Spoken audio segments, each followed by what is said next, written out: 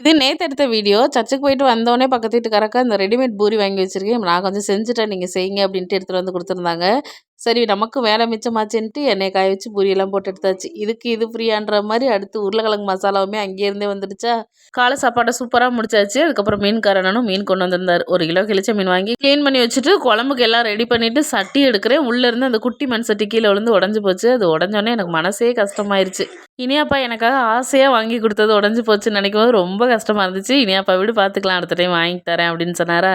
அந்த ஆறுதலான வார்த்தையை கேட்டதுக்கு அப்புறம் தான் நான் குழம்பு வைக்கவே ஸ்டார்ட் பண்ணேன். குழம்பு சூப்பரா வந்திருந்துச்சு.